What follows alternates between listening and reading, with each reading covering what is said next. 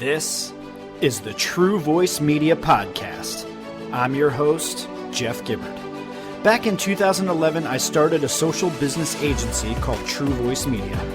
In 2013, I launched this podcast because my audience told me that they wanted to learn more about how social media could help them grow their business, but they wanted it to be interesting and without all the standard social media hype and BS. Just someone who will give it to them straight with honest, simple strategies that they can use today. If you're a new listener and that sounds like what you want too, listen to this episode. And if you love it, subscribe to our show. We'd love to have you on board. So without further ado, let's get started.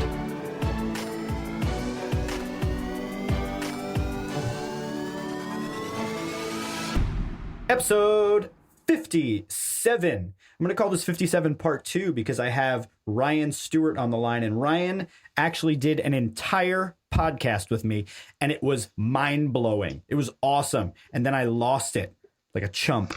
But Ryan was nice enough to come back, and we're actually going to make an even better podcast than the first time around. So Ryan, thank you for coming back onto the show, and introduce yourself for the first time to everybody else and the second time for me. Yeah, absolutely. So like you said, my name is Ryan Stewart. I own a digital marketing agency out of Miami, Florida called WEBRIS. I also have an e-commerce store that sells shoelaces, which I'm sure we will talk about. It's called Laces Out. Sold some trainings as well, which I believe we're going to talk about again. Oh, definitely. So scraping all parts of the market, and consider myself a pretty well-rounded marketer. You know what? I would consider you a pretty well-rounded marketer too. What I want to talk about, I want to dig into first is the courses that you've created. And I want to try and retread over some of the things that we talked about the first time around that everyone else will be experiencing for the first time. But really juicy stuff that you told me. And I'd love to just start out by talking about how you came up with the idea to put together a course in the first place. And then I want us to move into where you actually break it down step by step, how you began to execute it. But let's talk about where you got the idea to put together a course in the first place, because it wasn't how most people do it, which is, hey, I should start an online course and make a bunch of money. Yours was a different sort of thing. So walk us through it. Yeah, absolutely. So it's almost kind of ironic because I had been burned by so many courses in the past, trying to learn different marketing techniques, that I told myself I would never build a course because I thought it was just a very shady and scummy industry. And I kind of looked at the marketers who were selling them, and, it's like all they did, so I never really wanted to do it, but I got into it because, when you do high value lead generation, I mean, it's not cheap to hire us. You're only really able to scrape a very small portion of the market. And we do a lot of traffic. I create a lot of content. We get a lot of attention. And I realized that I was really leaving out just a massive revenue stream for us. And people were asking, for more in-depth courses and trainings on a lot of the free content that I've been creating. So, it was an internal thing that we used. I'm very, very big on process, and I'm very big on training. And even as the agency owner, I see myself as an employee of my employees. It's my job to make sure that they're smart and they know what they're doing, and I'm here at their disposal. So I create a lot of video trainings. We've got a pretty in-depth internal training program that I just decided to really turn over to the public because I knew there was a lot of value in it. And I gave it to a couple of my friends and colleagues that had been asking just how we do this part of SEO called link building at such massive scale. It's essentially like PR. So I turned it over to them, and they were like, man, I would pay a lot of money for this. And I was kind of like, how much? And, they told me at least $1,000. So I priced it at that. And I then kind of, just put a more professional training on top of it. I cleaned up the videos. I built a back end, a landing page, and that type of stuff. And then I started promoting it. So that's kind of how I got arrived at creating a training. So would you say, and that, I'm glad we actually, that in retelling that you covered that part, because that's really where I wanted to go first, was that you created this first, not even to be sold externally, but instead to train your people internally. And ever since we had that first conversation, I've really thought long and hard about how we've been doing a lot of planning to create some information products as well. And you kind of shifted my perspective there about thinking about first, what do you need to train your people internally? And then would that be something that you can sell externally? So the question I would have for you is, do you think that that's a good, because it worked for you, would you recommend that as a strategy for people thinking about creating information products to first think about how would you best train your own people internally if you have the mindset of making them the best they can be, and then looking at how you might be able to sell that externally? Would that be a suggestion for a strategy in your estimation? Yeah, it's tough. It's tough because not everybody has a staff, but what I would say is that in where I think I've really had success, I've to date, last time we talked, I think I cleared 6 figures. I just sold like 3 more today, just random people trickling, but we're going to hit about $200,000 in sales on it. Just crazy. What I focused on was the process aspect of it, because there's a lot of information out there about strategy and ways of thinking, but man, people are lazy. And aside from actually performing the service for them, what I've realized the market was really missing was price-driven training, like literally step by step and broken down so that, you don't have to know SEO to take my training. It's actually built for people I actually built it for VAs, virtual assistants, because when I first got started, that's what I was using. And really any even solopreneur or small business owner can and really should be using overseas labor. That's just my opinion. Debate if you want with me, but it's low cost, it's effective, and they're incredibly hardworking and intelligent. And if you just give them the right direction and process, as opposed to paying one American, you can really pay like 20 people in the Philippines to do better work and at scale. So, I would say, if you have people internally, yeah, absolutely. You should have trainings for them either way, whether you're going to sell it or not. But if it is something that you want to get into sales, I say start with a pain point that you have, and something that that the market has too. Like, again, I've been doing SEO now for like 8 years, and I know that the hardest part about SEO is link building. It always has been and always will be, because you're either going to cut corners and do it, or you're going to pay a lot of money to do it the quote unquote right way.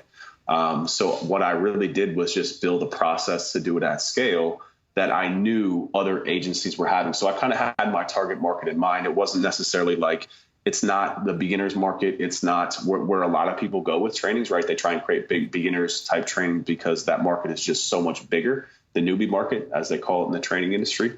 But, I wanted to do something advanced, and I wanted to do something that would further our brand, that could be used as not only a revenue stream, but really a pitching tool. Because when I pitch clients now, and I'm going up against other qualified agencies, I'm like, look at, they're probably using our system, so, and it's true, so that was another kind of goal of mine, was to go after that advanced market for branding and positioning, because I wanted other agencies to look at us like we were, experts in the field. So, the best piece of advice for people who want to do creative training is pick something that you have a problem with personally and solve it for yourself. Build a process around it, and then give it to somebody. Give it to a friend, give it to a colleague, and ask them if they find value in it. And if they do, then you might have something. If not, then keep plugging. So I think that's a very interesting perspective you're taking. And I've listened to a lot of podcasts about online courses. I've read a number of ebooks, and, I've done a lot of research into it. And a lot of what you get as kind of starting points from most of these pieces of content are that you should be talking to people before creating anything. And, in talking to you, you've said, I kind of knew what a pain point was of an audience. I kind of already knew who my target audience was. How much research did you do at the beginning in terms of conversations with people, even in, configuring the landing page for selling this product? How much did you do in terms of getting the actual language of what people were saying were the issues that they were facing? Or really was it the sort of thing where you just solved your own problem and then said, well, I've already built it, I might as well see who wants to buy it, and it just happened to work out? Well, so in all fairness, yes to both. I did both. I had been creating content for free on my blog for like a year, and I built a Facebook group. It just hit like 8,000 members. So like I had a pretty good market already built in, what I'm saying? Like I wasn't launching this to a cold audience, in fairness. I'd done a lot of guest posting before. my name was still relative, and my name still is unknown in the market in the big space, but I had built enough of a kind of a sub community, tribe, whatever you want to call it, that I knew what the pain points were because I was just listening. But I mean, like I said, more importantly, it was myself. I built that training not to sell it. I built it because I needed it. And that was really what was driving my agency. So, in just the results that we were getting with it, literally being able to take something that's very advanced that a US SEO agency is charging $20,000, $30,000, $50,000 a month for. And for me to really give it to people overseas that I'm paying $2 to $3 an hour and they're executing at a better level. I knew something was there. But then again, I mean, I took it and I gave it to like 10 of my colleagues just to make sure, and that's how I figured out pricing too, was I knew the value that it had to me and I wanted it to be a high value training because it's very valuable information just from an IP point of view. But I still gave it to people and I think I gave it to about 20 people for free and I really asked for feedback.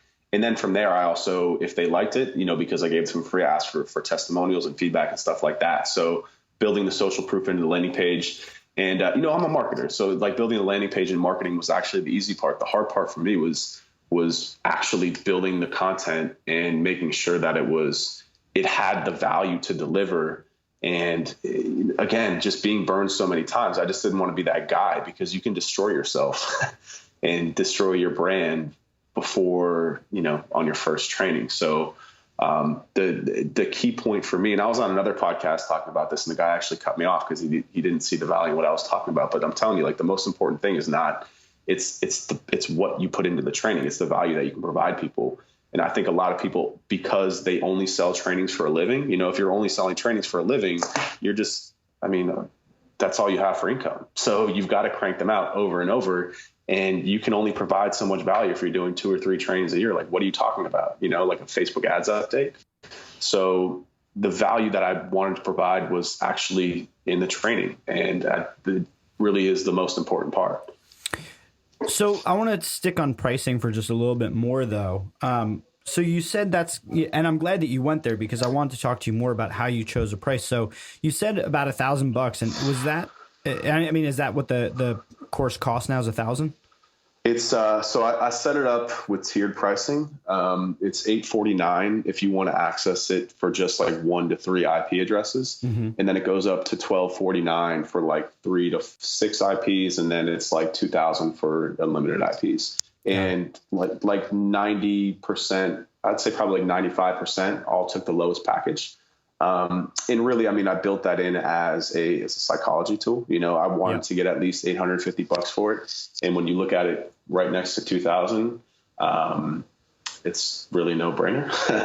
For the most part too, when people would message me, I was more than comfortable selling it for $850. So people would be like, I've got like 5 people in my agency. Is this cool? And I'd be like, yeah, dude, you're fine. The IP is actually I'll tell you straight up, like I didn't actually set up an IP block. I just put that on there. It's a straight up lie just so people wouldn't, just kind of like buy it and then pass it off to everyone that they knew. Got it. Well, now that the secret's out, God. Yeah, that's fine. It is what it is at this point. Yep. Hey everyone, I just want to take a moment out to thank one of the partners that we have that makes this show possible, WP Engine. Back in the days of dial-up, people would wait for websites to load, but attention spans are shorter than ever. Did you know that the average attention span has dropped to a mere 8 seconds? And for reference, the average attention span of a goldfish is only 9 seconds.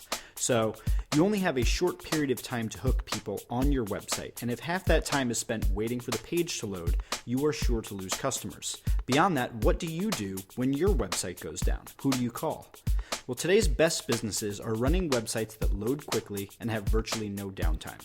In the event something does go wrong, the best businesses are back up and running in no time. That's why the best businesses trust WP Engine for hosting. If you're running a WordPress site like nearly 20% of the entire web, you owe it to yourself to upgrade your hosting to WP Engine. It's fast, it's secure, and their support is amazing. We use WP Engine at True Voice Media, and over the next 18 months, we're planning to move every single one of our sites to WP Engine. That's how good it is. Right now, WP Engine is offering 2 months free when you prepay for the entire year.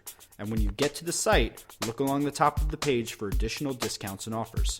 Go to truevoicmedia.com/hosting to learn more about the best damn WordPress hosting on the web. So now that the secret's out about that, are you particularly worried about that being out on the podcast? No, not at all. Okay, good. I mean, at this point, the training is just kind of, it's making a couple, I'm not promoting it anymore. The people that are finding it, they're just finding it through my site and buying it. It is what it is.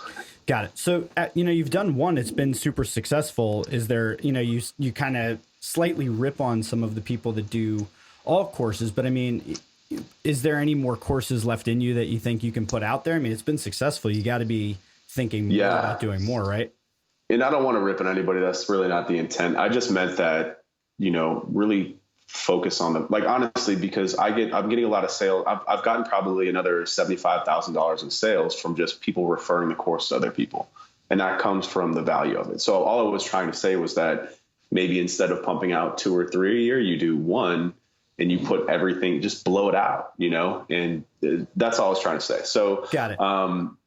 So yeah, I mean, I'm actually whiteboarding up now with one of my staff about kind of like an add-on to the training, very similar, just because, and it's based on the process that we use. We've grown as an agency so fast in the last year that I've gone from using a lot of overseas people to, I've got 6 people here locally in Miami now. So the training process to get them trained up, and we're doing a different type of outreach, very heavy into PR, very heavy into like social stuff now too.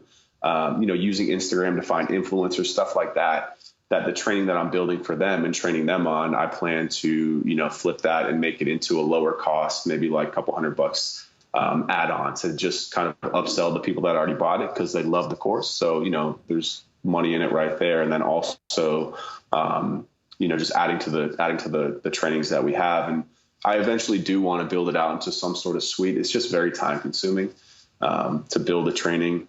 It's exhausting.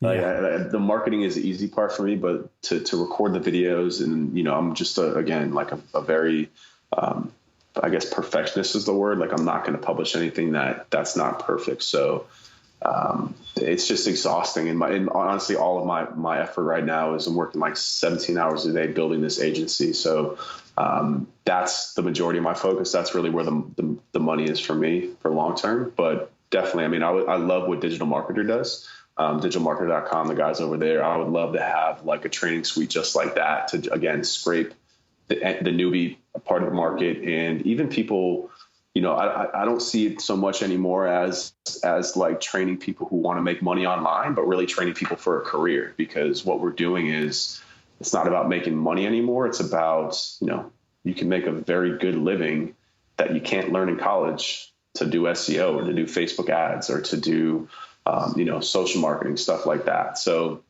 building it into like a very, very cheap online college, I guess, type thing, where we're training people for the professional world, that we're literally, when I hire my people, I was just talking to my staff about this again, I'm hiring based on personality, because I can't expect you to go to college and learn about what we're doing. They're just not teaching it. And it moves so quickly to even, in academia, you can't even keep a curriculum up that quickly. Exactly. So, again, just taking what I'm training my staff with and getting them up and running on some very advanced stuff within like a week or two, taking that and putting that value back into the world. That's definitely something that I would love to do. But I mean, you've been building a training for a couple months now. It's a lot of work. Yeah. So how long did it take you to actually build the course? I mean, or was it the sort of thing that would be difficult to even track because it was something that you built over time? And I mean, obviously there were revisions as well when you talk to people, et cetera. Yeah. Yeah. So actually, I'm glad you brought that up. So I remember last August, I sent it to a buddy of mine to review. And he was like, thank God he gave me honest feedback. He was like, bro, honestly, it's not that good. He was like, it's good, but would I pay that much money for it? Definitely not. And if I did, would I be happy? No. So I actually scrapped the whole thing. What? Tore the whole thing down and redid the whole thing. Yeah. So, and I made it much more in depth. I mean, because basically what he was saying, and I'm glad he did, So it took me probably about 2 or 3 months to do that. But again, I wasn't like sitting down 9 to 5 and doing it. It was kind of like, all right, I've got an hour or two here. Let me build this. Let me shoot these videos. So it was kind of like, I'll give you more of like a better hour estimate. It probably took me like 50 hours, maybe less, to build the first version of it. But after he gave me that feedback, he was, I used the same framework. So I used like the same, outline, I guess, agenda, whatever you want to call it. But I just made the videos shorter. So like 3 to 5 minutes each, just a lot more of them and more focused on that specific topic. So my original training had like 10 to 20 minute videos. And he was like, man, he's like, it's just really boring, especially if you don't know SEO, then you're just going to get lost. So I just ripped the whole thing down, made it a lot more focused. And I'm glad I did, because it's really, again, that was the value of the course, was the process that I was building, the fact that it's very advanced content, but it can be given to somebody that doesn't even know what SEO is, because it's so hyper focused on breaking link building and link outreach and PR down into very just almost like data entry like tasks. It's going out and how to find reporters. All you're focused on is finding this, and this is how you record it, find their email address, bang, that's one person's job. Next person comes in, they contacts that person. And then it goes into very specific training on like what to pitch, how to respond. So it's broken down to the end goal of getting coverage and getting links, but it's really meant for people that almost better, honestly, that they don't know SEO, because they don't have that mindset and they're just focused on doing one specific task. So like the McDonald's model also, right? Just literally making hamburgers one piece at a time. That was the focus on it. And I got that input from him. And that's what I knew I wanted to do. I was just didn't have the energy. So after that, it took me, I launched it in mid-December. So it took me like 3 more months. But that also includes like the landing page development, the building the back end, because I did it custom. It's all done in WordPress. It's set up a subdomain. I didn't use like a training tool. And there's a lot of great companies out there now that I wish I did. So, and I would definitely recommend that for somebody. I can't think of the names off the top of my head, but some companies that actually they host the videos for you. They did the paywall, all that stuff. I built that all custom, which was a nightmare. Yeah. So you factor in another like month and a half of like dev work and stuff, that I 100% regret now. So it probably would have taken me like 2 months, I would say, but like a good 50 to 70 hours to put it together. So let me ask you this, because this is something that goes through my head a lot when I think about the courses we're trying to build, is that there's so much out there in way of free content, and then there's so much out there in the way of paid content and courses and information products and things like that. And when I look around, I'm like, where is the white space? So I begin thinking like, okay, well, yeah, I can take a slightly different approach or a slightly different take. And even to the point of process, I'd imagine if you scoured high and low, you could probably find bits and pieces of the process that you've put together that are out there. How did you, what sort of research did you do in terms of competitive analysis of the landscape that's out there to decide that this is something where, I mean, again, you create it for internal use, but then you scrapped it and redid it to send it externally. How did you decide that this was an area worth going after? Because I'd imagine the worst thing is to put all this effort in, put it out there, and no one buys it. Yeah. So again, man, I'm just somebody that I live, my life is my business. Literally. I think only like a business owner can understand that. I love my girlfriend to death, but my life is my business. I understand this industry. I didn't really need to, as bad as that sounds. Like, I knew what was out there because I'd look for it and I couldn't find it. And like Brian Dean, familiar with Brian Dean, he's got a great course out there. I actually bought it and took it. It was a great course, nothing bad to say about it. But again, his was very focused for like that solopreneur, very strategy driven, very, very how-to type stuff. But there's a difference between how-to content, which you find on the web all the time. Like, everybody's just farting out these like massive guides, which I think are completely non-valuable to me, to my learning style anyways. Like, I'm dyslexic, I can't read. So I need like short, actionable information. And I knew that somebody with that same mindset, or somebody who doesn't know SEO, needs that too. And I think as marketers too, we get so caught up in just like the stream of content that we're so focused on pumping out that we don't take a step back and realize how invaluable it really is. And that, again, like, there's so much free information out there. There's how-to content, there's guides. You can find them if you want to, but there's a difference between like, there's a difference between telling somebody how to doing something and actually building them the step checklist and then just like kicking them to do it. You know what I'm saying? So, a big thing for me was my focus was actually like getting people to use the product too, because I didn't want them to buy it and then not use it. So that was another reason why, like, if you make it a high value course, like I bought in a ton of like $49 courses and never used them. Right. I think a lot of people probably have, because you open it up and you're like, oh, dude, this is 500 pages. I'm not going to read this shit. I don't have time. So another thing is, like, if it's a very high value course, people are going to take it. So that was kind of another thing, was pushing them down into using it with the high value thing, kind of off subject. But like, again, just to circle back, I'm rambling at this point, but I mean, if you're a business owner, you're more invested if it's a higher value course. Obviously. Exactly. Yeah, exactly. But kind of what your original question was, like, I knew what was out there just because I'm living and breathing this industry. And I hope you're not creating a course. And like, if you're a marketer or like a Facebook ad specialist or a social media marketer, I hope you're not going to create a course on dog training and sell it, because it just wouldn't work. You know what I'm saying? But like, so whatever it is that you're making a course for, you should be an expert in it. So you should know, definitely do some research, find what else is out there, even buy the courses to just understand what it is that they're preaching. Because I was able to play off of, like, Brian Dean's audience is like 1,000 times what mine is, but I was able to play off and actually sell to some of his students, because again, what he was doing was he was focused on more of the solopreneur, a little bit more of the content side. And I literally, when people were emailing me, I was like, look, his is great. I have it myself. I use it every day, but this is a process. This is literally going to help you scale whatever it is that the how-to content that he's teaching you. This is going to help you scale it. How much of the lift in your course came from your existing email list? So prior to even putting this out, like, two questions, I guess. How important was list building to the success of this, and having a list before even launching it? And then more importantly, or to, I guess, along the same lines, how much of your sales came from your email list versus kind of marketing and driving people to the pages? I'm going to tell you something that's going to blow your mind. I didn't promote. I had, at the time of launching the course, I probably had like maybe 3,000 people, like a highly engaged list. Mm-hmm. I didn't promote the course on my email list. I did not send one single email that said, hey, I have a training. Can we just pause for a second? Just let that land. Yeah. Because I mean, really, like that tends to be what you hear when you look for kind of the best practices and the advice that's out there. You're going to hear list building. And obviously we all know it's important, but it's interesting that you had a highly engaged 3,000 person list, and still that wasn't even what did it. Yeah. I mean, so you got to understand something about me, and this drives the people that work for me crazy, is that like, I have to be different. I have to, everything that I do, I feel like I have to do differently, because I just know how, like, I look at the stuff that I see, and like, for example, I see a Facebook ad that's like, oh, get your free checklist for, and I'm like, cool, that's great. Let me get that. I download it, and then I'm off your email list. I'm never opening any of your shit.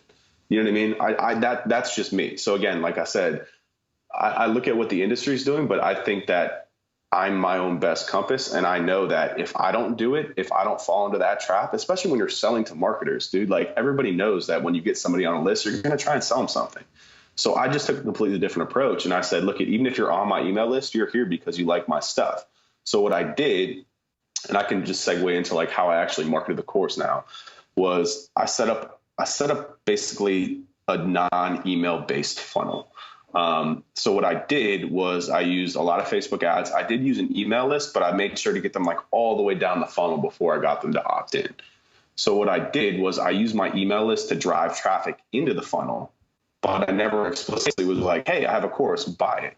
That's just not me. I'm not a salesperson. I'm a marketer. I've never been good at, like, I do it all the time. I actually had a consult call right before this, and the dude like really wants to work with us, but I was like, like, I'm just not a hard seller, So it's not what I'm good at, but I'm good at driving attention. I'm good at building engagement. That's my strong point. So what I did was I built a content-based funnel, and I used Facebook to remarket. So basically what I did was, very, very top of the funnel, what I did was, I see a lot of people use webinars. Great, cool. Webinars are great, but I can't tell you that I've never sat through an entire webinar. I think they're long. I think they're boring. I hate that they make you like opt in. Even like the just-in-time webinars that are very popular now, like, you see right through it. You know what I'm saying? Like, once you see it for the first time, Do you know when I'm talking about the just-in-time webinars? I think I know what you're talking about, but explain it just for anybody. Even if I do, just explain it for anybody that's listening. Yeah. So they're called like JIT Webbies, just-in-time webinars. Basically what they are, there's a lot of platform software out there. It's awesome software.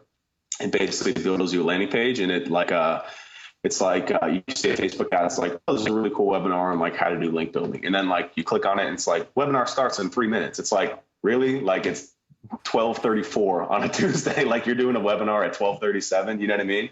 So, but it's great because what it does is it gets people, you take their email and then you get them to watch the webinar right away, right? It's smart. But the problem for me was that like, you know, again, like you got my email, people blow their wad too early. They try and get people's emails too early. And you know, as a marketer, like once you give your email, you're just going to hit a nonstop stream of sales messages. You don't want it. Nobody wants it. You're going to unsubscribe or just, you know, like mother F that person for the rest of their lives, killing brands. So those are pre-recorded webinars that appear to be pre-recorded webbies. Got it.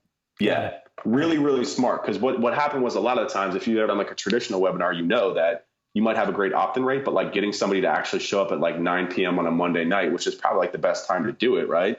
Like people have kids, they're busy, they forget about it, they lose interest. So the just-in-time webinar is a great idea because it hits them when they're most interested, right? And it gets them in right away. But again, it's gated content. And whenever there's gated content, you know, you lose people. So what I did was I said, okay, I'm going to do a webinar because webinars are the best way to sell still, because it's basically like, you know, a timeshare sales pitch. You get people in and you get to just blow it all out. So I put together like a 25-minute, I'm very short, very to the point, literally walked them through my end-to-end process for how we do link building to just show them. So like, even if you just watched it, you'd be like, damn, I can take this. It was actionable, right? And at the end, of course, I was like, oh, by the way, I have a course that there's 100 videos that just breaks it down, right? Very basic salesman. So what I did was I took that video, and it was much less about the sales aspect of it. Like you wouldn't even know that I was selling a training unless you watched the whole thing. So what I did is I took it, put it on YouTube, and then I put it on my blog, right? And, you know, I've got the Facebook pixel so I can retarget people and all that fun stuff.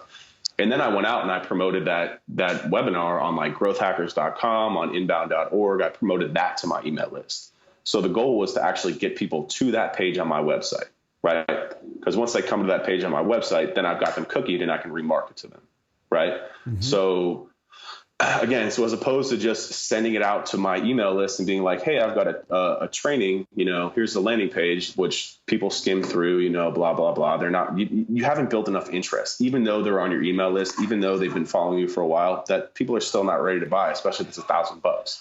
You've got to really build that interest and engagement. And the best way to do that is through content, in my opinion, right? So again, I got people, I gave away the webinar completely free, didn't make people opt in. I had like a button underneath that was like, check out the full training, you know what I mean? Just so people could click through, but that wasn't necessarily the goal. Like the goal was just to create a piece of valuable content that people were interested in. That was it. And that allowed me to get as many eyeballs as possible, because you can't go to like growthhackers.com and promote a landing page. They're just not going to let you. No one's going to care. But if you make it a piece of content, then people are interested. Does that make sense? Yeah, absolutely. So what other sort of marketing automations you fold into there? Did you do anything with like email sequences and things like that? Or was it all, you know, the remarketing to get people to, well, you do the various different outposts to drive people to a particular page and then remarket to them. But how much did you do in the way of, you know, marketing automation as well? Yeah. So let me get down the funnel. So that was very top of the funnel. And again, so once I had that landing page, I considered that like my landing page. So, all right, so I'll call that the content page. Once I had that webinar content page, I could then take that, I put it on Facebook and I boosted that, right? So again, my goal was just to get people back to there. And then I set up remarketing parameters, so automation, and I'll get to the email list in a second, but I set up remarketing parameters that said, okay, anytime that somebody stayed for over 2 minutes on this page, send them this message. So basically, just building as wide of a funnel on top as possible. So hitting growth hackers, hitting social, hitting my email list, getting all those people to that landing page and qualifying them to get the next message by having them watch at least 2 minutes of the video, right? So again, like I'm all about qualifying people and just marketing the people that are interested. So from there, then it triggers a Facebook remarketing ad. That it's a video. I use all video ads. It was a video of me talking. I was like, hey, thank you for watching the webinar. I'm glad you liked it. Just so you know, I've got 100 training videos, and I've got in there, you know, a free trial to check it out. So that was when I actually introduced the offer in the course. So I gave away a free trial. And again, I didn't market that to my direct audience. I was using all of my audience and people to just build as much buzz and get as many people that the piece of content on top of that. And then if they qualified themselves by showing me they were interested, then they got the marketing message. Does that make sense? Yeah. So were you doing the Facebook video remarketing ads where if people watch 50% or more or whatever?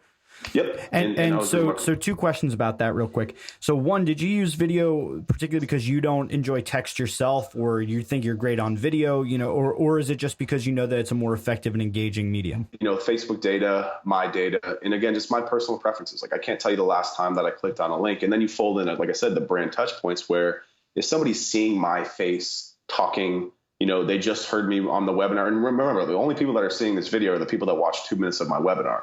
So they're already warmed up. And not to mention that, but before that, they probably had some sort of awareness because they came from growth hackers. They came from my email list. They came from my Facebook group. So that's how I tie my audiences. I still push them into my funnel to pre-qualify them, because I'm telling you, like, in order to get somebody to pull out their wallet and spend that much money, they've got to trust you.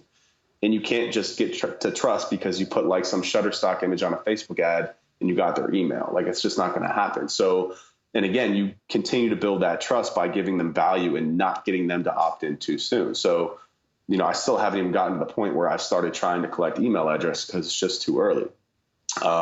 So I'm trying to build trust. I'm trying to build engagement. I'm trying to build qualification by doing all these different things and pushing people down that funnel. So that video, that remarketing video, it gets them to the landing page, right? And then from there, most people will opt in and try the free trial version. If not, then if they leave without opting in, then they get another remarketing ad that says a video that says, "Hey, thank you for coming to the landing page. I appreciate you watching the webinar. Did you know that it's a free trial version? Like all you have to do is put in your email and there's no credit card required. You can take the whole course for free."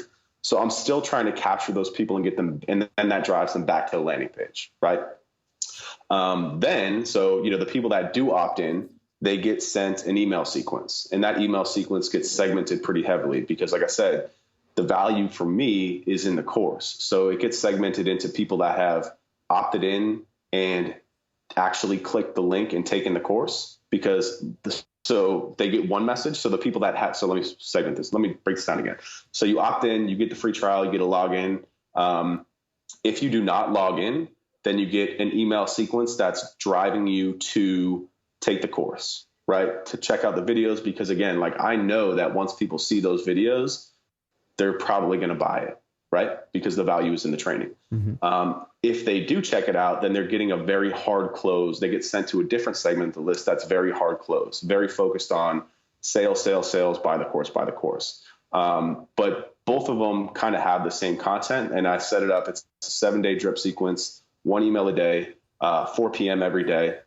And it basically starts with a case study from a client, a testimonial from somebody who took it, just heavy on. Like I sent one about how we did link building for a casino. I sent one about like how we got on Huffington Post, just like very, very, very social proof type content. One of them, again, is the call to action is take the training. The other one is buy the training. And that list performance has a lifetime 80% open rate and 50% click rate. Just insane performance. Crazy, right? Yeah. But because I'm telling you, it's because I didn't try to get the people that are on that list are genuinely interested. Like I wanted people on that list where the only objection that they would have is pricing, right? Mm-hmm. Like I just can't afford it. That was the only objection. So the last email offers them a pricing plan, like $250 a month for 4 months or something like that, right? So again, like handling objections, all that stuff with the email list, but just making sure that the people that are like, I don't want to send out a million emails. I don't want to answer all these emails from people and stuff like that. Like it's not about width, it's about depth, right? When you're getting to the sales point, you want to make sure that people are heavily qualified. So in that, also the Facebook ads aren't done. So basically I'm remarketing a final message to them on Facebook. If they opted in, I have their email address. I create a custom audience that remarkets the final sales message to them. It's another video that says, hey, look, you haven't purchased yet. If you want to jump on a call and talk to me about it, book here. So actually getting like very personal with people. And I jumped on a few calls, 100% close rate, and I'm willing to do that for $1,000. You know what I mean? Mm-hmm. So it's like a very heavy, like you can see the funnel just kind of building up all the way to the top. And then the beautiful part is from there, it's automated, right? So like after I build out those ads and I build out the email list and the landing page, all I have to do is focus on getting people to that webinar, and then they're trapped in the funnel, right? So then what I did, I had that first webinar. I just created another awesome piece of content about link building, and I dumped them into that funnel as well. So from there, you can just continue to build value in terms of content about whatever you're selling, promoting it everywhere, and then getting them into the funnel. So that funnel I can turn on anytime. And I just have to go out and either build a new piece of content or just promote the content that I had before. So it allows me to like build heavy interest, heavy engagement. It protects the brand the whole way down. Honestly, I can say this 100% honestly, is that I've had taken my personal brand to another level because of this course, because people have liked it so much, and it's just been kind of like very, very different. You know what I mean? So that's kind of fun. Does that make sense? Yeah. Oh, absolutely. Just a few final questions before we got to wrap, I know, but you have your tiers set on IP addresses. Have you thought about going back and doing sort of a value add thing? Instead of doing it by IP addresses, doing tiered in terms of what you get at each level, and maybe putting in sort of an advanced course on top of it, or maybe, adding in a layer of consulting that goes along with it or anything like that. Have you chosen to think, have you chosen against doing that, or is that something that's been in your plans?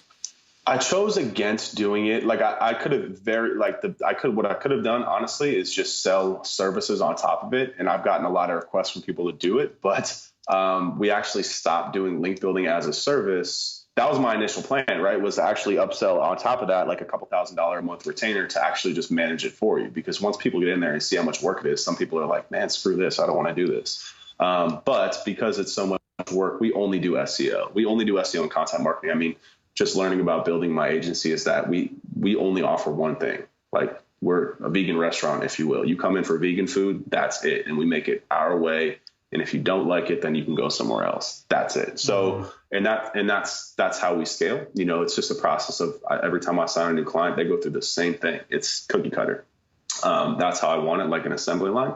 So I stopped doing like one-off services because it was so much work, and the deliverable for what they want is just, it's not a good way to build a long-term relationship. So that was the original plan. And it's a viable option. And it's very smart too, because those people have all their trust in the world. They basically come to you with cash in hand. But I just chose not to, because we just don't do that service anymore per se. But I get a lot of referrals from it though, for sure, from people in the course. All right. Right on. Yeah. So final thing, let's switch over to Laces Out. Tell us quickly about that and how running a side hustle like that in the midst of also, having an agency. And I have an agency too, and I know what a full-time job that is. I mean, like, what's a weekend?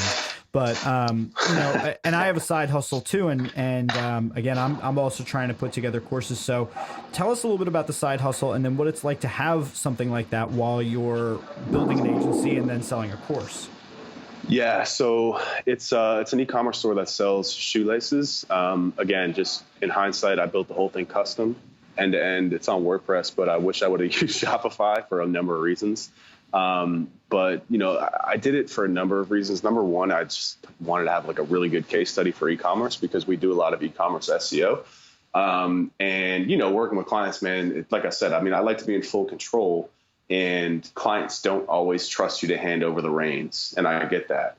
But by having this case study to just show people how we can absolutely explode their marketing if you just give us and let us do what we need to do, that was my main goal. So, I mean, we actually, I launched the site in like late February.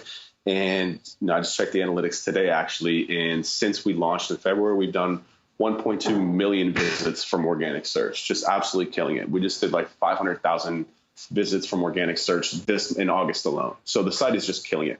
And it's actually turned into like a business. I mean, we're selling a lot of shoelaces. I actually have, I had to set up like a process to manage the orders and the inventory. And I have actually a full-time person now. They're an intern, but going full-time pretty quickly to like help me manage the content on the site, help me manage the orders, the shipping, all that customer service. So, it's the problem is we're selling things that are $6. So, we're making a couple $1,000 a month, but we're selling a lot of laces. But it's great to have the case study. You know what I mean? It's also great from my understanding as a marketer to understand, I've done very high value lead gen before for WEBRIS. It's gone great.